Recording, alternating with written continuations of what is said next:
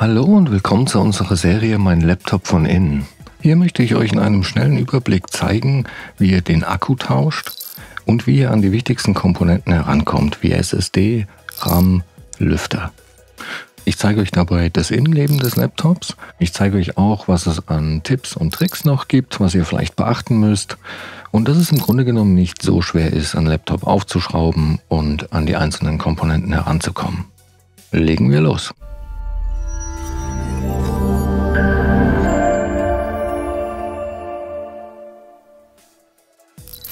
So, wir haben hier ein HP-Laptop und zwar ein 15BS1 und ich zeige euch auch gleich, wo ihr die Modellnummer finden könnt. Aber zuallererst trennen wir mal das Notebook vom Ladekabel.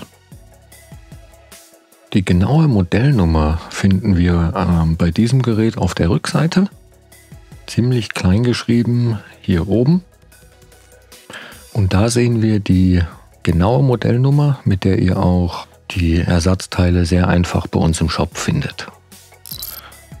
Generell kann man zu dem Gerät noch sagen, dass ein Displaytausch ziemlich einfach ist. Man muss dafür nicht die ganze Einheit abschrauben, sondern nur den Frontrahmen abnehmen und ja, kann danach das Display tauschen. Bei der Tastatur und dem Touchpad sieht es so aus, dass die zusammen mit dem Topcase kommen. Das heißt, man muss da wirklich alles aus dem Gerät rausnehmen. Gut, um das Laptop jetzt zu öffnen, muss man diese Schrauben hier lösen, wobei die hier das Laufwerk hält. Und zusätzlich sind unter den Gummifüßen noch Schrauben versteckt. Allerdings, ja, die sind nur außen. Das heißt, es reicht, wenn man das ein bisschen nach oben klappt. Dann kommt man an die Schrauben ran und ja, braucht nicht den gesamten Gummifuß abzunehmen. Ich habe die Schrauben hier jetzt auch schon mal gelöst und dafür habe ich ein Universalwerkzeugset benutzt. Da sind so alle gängigen Aufsätze und Schrauben mit dabei. Sehr praktisch. Ich verlinke euch das auch in der Videobeschreibung, falls ihr da Interesse habt. Und als Aufsatz habe ich einen PH0 genommen. Das Laufwerk kann man in der Regel einfach seitlich nach außen schieben. Sollte das mal ein bisschen klemmen, so wie hier, dann empfehle ich da einfach mit einer Büroklammer, die man so ein bisschen aufgebogen hat. Damit kann man vorne in die Öffnung rein und erstmal das Laufwerk an sich rausholen. Und wenn man das Ganze nach außen schiebt, dann kann man auch das gesamte Gehäuse dann so ein bisschen rauswackeln. Aber wie gesagt, im Normalfall lässt sich das einfach zur Seite rausschieben. Eine weitere Besonderheit bei dem Gerät ist, dass der Akku von außen zugänglich ist. Dafür gibt es hier diese beiden Schieberegler, die außen gelockt sind. Also man schiebt die nach innen und den anderen, wenn man den nach innen schiebt, dann hebelt der selber schon den Akku raus und dann kann man den einfach nach hinten rausziehen. Also super einfach.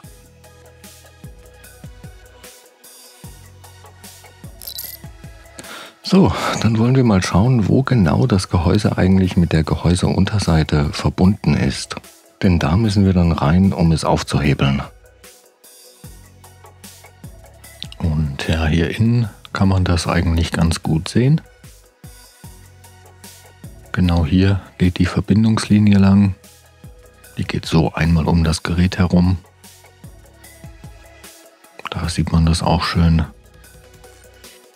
Und hier auf der Rückseite ebenfalls. Das ist in dem Fall dann genau an der Verbindungslinie zwischen dem silbernen und dem schwarzen. Zum Aufmachen selber nehme ich hier einen dünnen, flachen Metallgegenstand. Und ja, das ist jetzt hier so gegenüber von dem Laufwerk, da wo auch der VGA-Stecker ist, sollte man nicht anfangen. Auf der anderen Seite, damit man dann die Unterseite da drüber hinwegschieben kann, weil die dort so ein bisschen eingerastet ist quasi. So, ich fange jetzt hier mal auf der Frontseite an. Und dann versuche ich die Gehäuseunterseite ein bisschen nach oben zu hebeln. Mit ein bisschen Wackeln und hin und her rutschen funktioniert das immer ganz gut.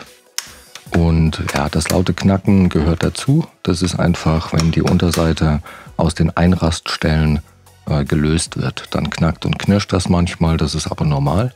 Da braucht man keine Angst zu haben, was kaputt zu machen. Wenn es irgendwie gar nicht geht, dann nicht mit Gewalt. Lieber nochmal schauen, ob alle Schrauben raus sind oder ob man da vielleicht vergessen hat, eine zu lösen. Und ja, dann kann man eigentlich auch schon mit der Hand meistens drunter fassen und das mit ein bisschen rütteln und hin und her bewegen einfach abziehen. Auf der Rückseite gibt es noch eine andere kleine Besonderheit.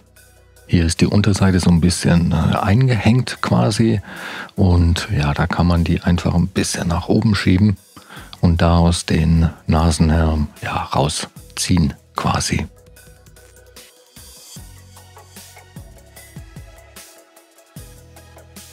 Und auch hier in der Mitte ist eine ziemlich starke Verbindung, da muss man teilweise relativ kräftig nach oben ziehen und da einfach ein bisschen wackeln und rütteln. Und ja, und dann hat man das schon draußen. Ich zeige euch auch mal die Unterseite von innen und so sieht dann das Gerät von innen aus. Gut, was können wir noch sehen? Wir sehen hier unten die 2,5 Zoll Festplatte. Hier sehen wir die SSD.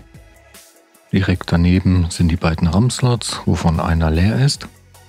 Hier oben ist der Lüfter und der Heatsink, der die Grafik und die CPU kühlt.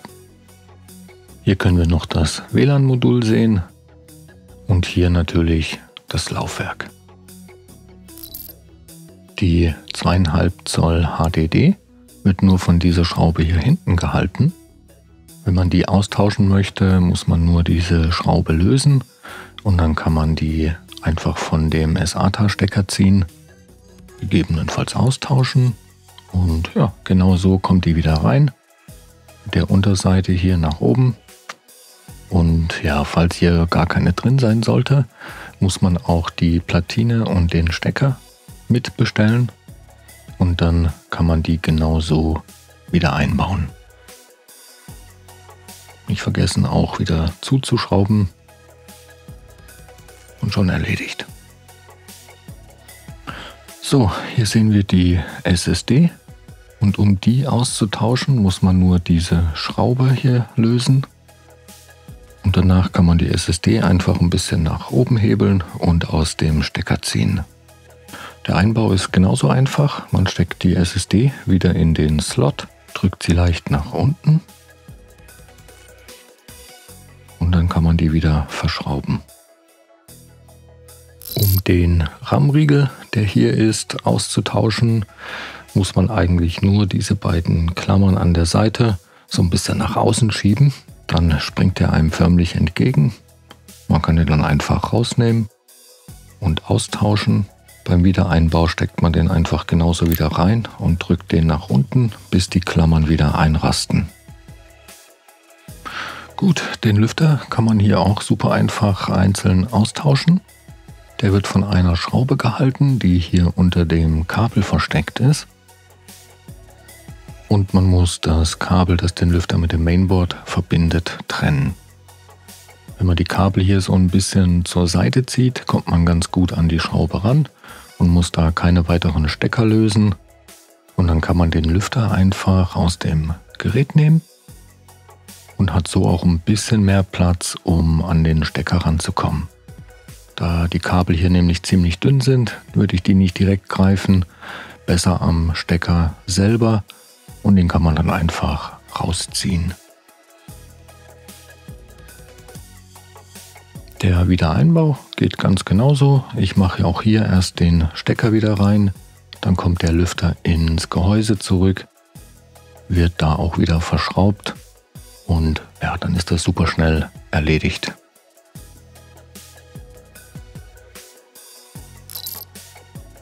Beim Wiederverbinden mit der Gehäuseunterseite sollte man eigentlich nur darauf achten, dass man das erst über diese Stelle mit dem VGA-Stecker drüber schiebt und dann fest nach unten drückt.